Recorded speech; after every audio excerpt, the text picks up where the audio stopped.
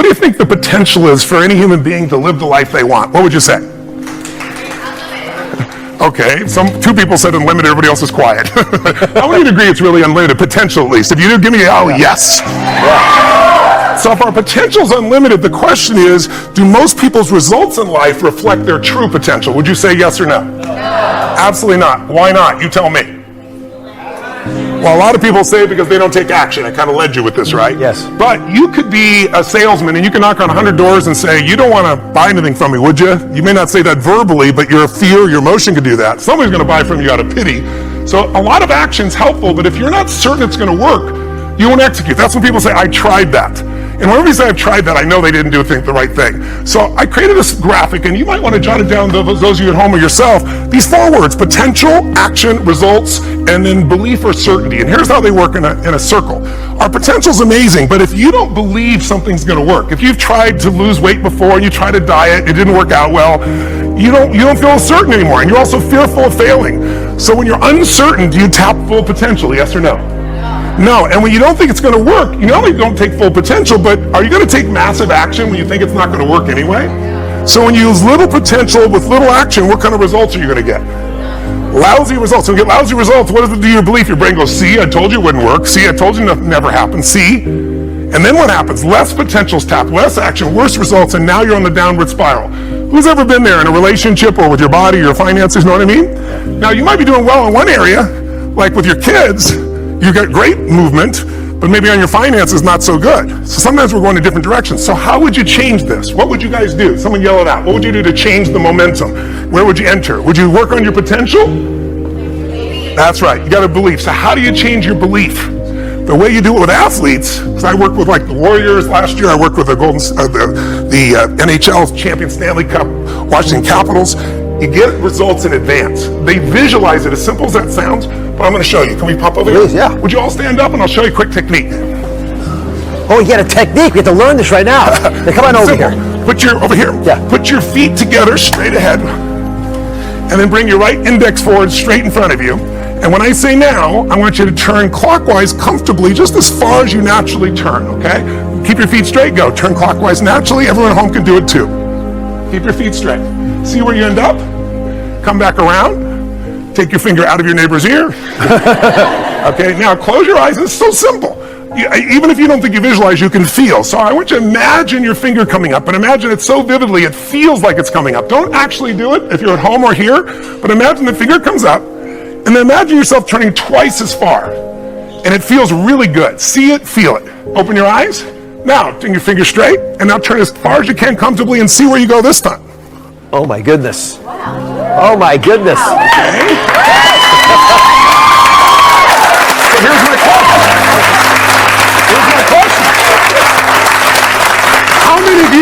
How many of you went significantly further? How many went at least 25% further this time? Okay, Gil, so here's my quick question. Did you have the potential to turn that far the first time? The potential. Potential, yes. Yes, so why didn't you? Because you have beliefs even about how far you can turn, even though you're unaware of them. So you have beliefs about money, you have beliefs about relationship, you have beliefs about business, you have beliefs about your own beauty or strength.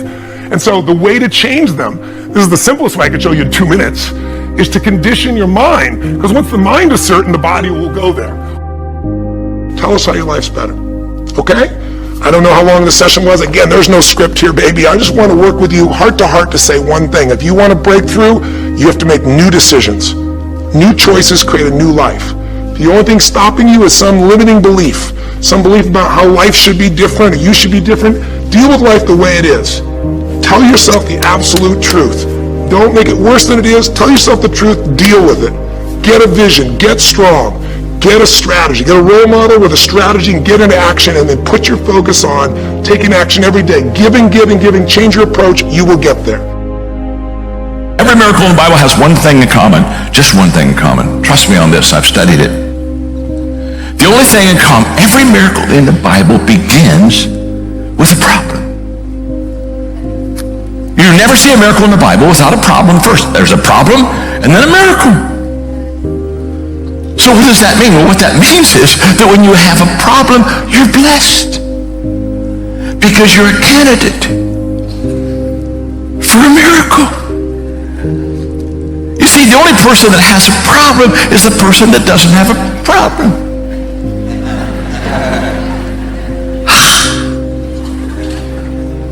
You see, if you have a little problem, you're a candidate for a little miracle.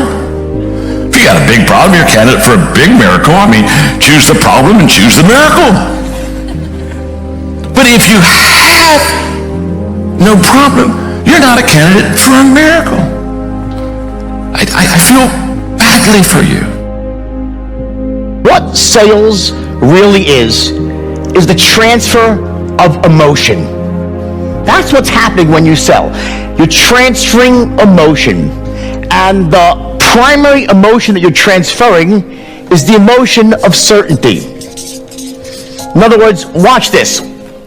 You as a salesman, when you enter the encounter, you have to be absolutely certain that your product is the best, makes sense, it's going to give them the best benefits out there, the best value proposition, and so forth, and you're in the state of absolute certainty. So imagine now we have a continuum of certainty, a line of certainty. So we have this line of certainty, and on one side of the equation we have what's called a 1, and the other side we have a 10.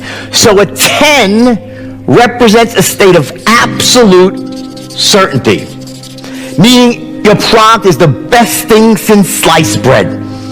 It's going to give them exactly what they want benefit-wise. It's the best deal for the money. It's going to make them feel the whole thing right. It is just absolutely awesome. That's a 10 on the certainty scale. It is great, the best thing since sliced bread. And on the other end of the spectrum, you have what's called a 1, right? Which is, it's the worst piece of shit in the world, right? It's crap, right? Your product is terrible. It's not going to work. Okay, the benefits don't match up what they need. It's overpriced. I don't even want to be near this piece of crap because I'll just feel stupid even buying it or even thinking about buying it. That's a 1, right? So here's the first thing you need to understand: that the moment you open up your mouth to speak as a salesperson, you start a sale, the question is this: where is the average prospect, the person you're trying to sell to? Where are they on the certainty scale at the beginning? Anyone know? Where are they? Who the f knows? You must be in this state of absolute certainty, because what's happening is this: what you're doing when you're selling is everything that you say, everything that you do, every tonality you use, every gesture you make, every document you hand them, every phrase that comes out of your mouth are all designed to do one simple thing: to essentially raise the prospect's level of certainty to as close to as 10 as possible. That's what you're doing.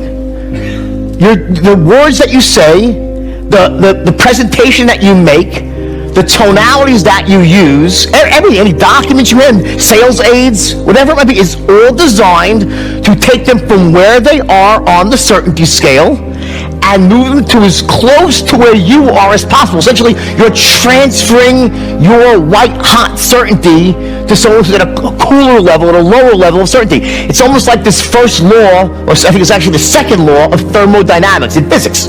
Right? When you study physics, energy always flows from hot to cold, not the other way around. So you need to be at this white-hot level of certainty. It's exuding out of you, every pore that you have. And we know what certainty feels like and sounds like. We intuitively know as salespeople, and our prospects know as well. We know when someone sounds certain and they have confidence and they're enthusiastic. We know what that looks like, feels like, and sounds like. Paulo Coelho, the author of The Alchemist, once said that when you and I turn 23, 24 years old, our brain, something happens to it where we become more logical. We were no longer, oh my gosh, this is possible, I can take over the world. I don't know if I can really take over. It seems kind of impossible if you really think about it. There's no way in the world we can do something like this. So we go into this whole different state of thinking, right? The possibility thinking is not out there. Let me explain to you a little bit more about this. Go back 2011. I'm in my room, in my office on Woodland Hills, Rabbi Warner Center Marriott. I have made a friend. I have known him for 4 or 5 years. We've done business together. Very smart guy. Loved him. Loved his wife. Good-looking family. Went to Wharton Business School. Sharp as hell. Brilliant guy. He comes to me after meeting at Cheesecake Factory because he says, I'd like to invest. I want you to be the CEO. I want to be your COO president. We go build this company together. I said, great, let's meet. So we finally meet in the office. It's 12:30. We're about to finalize the information to go into contract. And the number we agreed at this time, there's nothing taking place good at this time with the company. We're trying to build it. It's a lot of work, but we've been on for a year and a half. There's some track record. So we come out with this number around $500,000 for 10% of the company. You know what he ends up telling me that night? Here's what he says. He says, you know what, Patrick? I said, what's that? I feel like you're a very good negotiator and you're very good in sales. I said, okay, that's a good thing. That just means that you're very smart to team up with somebody like that. That's a very good salesperson negotiator, because you've told me before that's not your strength. Your strength is more operational and technology. Yes. I said, so do you want to team up with a guy that is opposite strengths to you, who's not in sales and negotiation? I'm trying to understand what you're saying with this. He says, well, I just don't know if I'm going to get the best deal here. I said, let me get this straight. You're getting 10% for only $500,000. And I'm doing this because I want you part of our team. I just think you're selling me. There's some stuff I don't know about. I said, okay, no problem. We went our separate ways. Do you realize if we would have come with that investment, his investment is going to be somewhere between $15 to $20 million today. And he would have excelled. What happened? Worked in business school, way too logical. Everything was about, well, what if this happens? What if that happens? I could just almost watch him thinking. He went all logical. He didn't see the emotional side. He didn't see the social capital, the vision, what we have going on. And he was afraid because he second-guessed himself. So you know what it's like? Let me explain a little bit deeper for you here so it makes sense to you. When you're 16, you're a girl, you're in high school, 10th grade, 11th grade, someone flirts with you, it's cute, you like it. Like, oh my gosh, I think he likes me. It's nice. You share it with your friends. When you're 45, you're single, maybe divorced, and you meet another man, he's divorced. And you meet him somewhere, he comes and talks to you. The approach sometimes is different. You know what happens? Here's what happens. Wait a minute. I know what you're trying to do. You're flirting with me, right? Yes. I know what you want. You only care about one thing. You're just trying to get in my pants. I'm sorry, what do you mean? All you want from me is one thing. All men, all they want is one thing. Skeptic. Logical. When you're skeptic, logical, the guy says, eventually I'm hoping I get into your pants, because that's what people, if I like you, you like me, we should probably go in the bedroom and have some fun together, right? No? You're not? Yes. What's wrong if I'm flirting with you? I'm trying to woo you and chase you. Sometimes your dreams are flirting with you, but you're not letting your dreams flirt, because all you're doing is saying, I know what you're trying to do with me. You're just trying to get into my pants.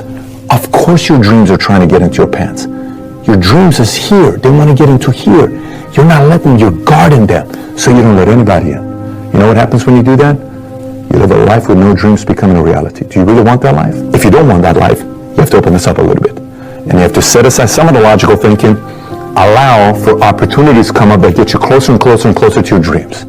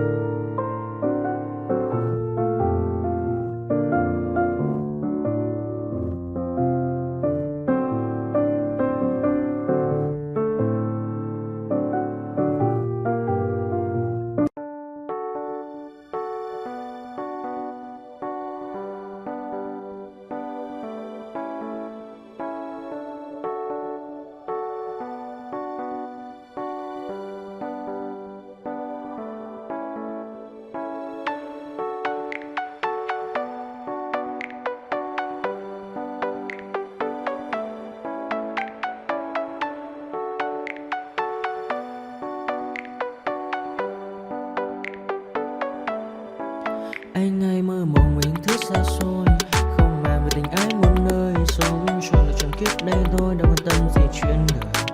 Thế mà lại nằm tương tư, ông tầm bà mối xe tơ. Đêm nằm trộm nhớ mơ mơ về ai. Thì ra anh yêu rồi, từ ánh mắt nụ cười, từ đôi môi gọi mưa sao xuyến lòng anh. Thì ra mê em rồi, ngày hay đêm ôm lời, chỉ nghĩ đến em thôi. Đó là do anh đã yêu rồi, anh đã yêu rồi, anh đã yêu rồi. Anh đã yêu rồi, anh đã yêu rồi, anh đã yêu em mất rồi.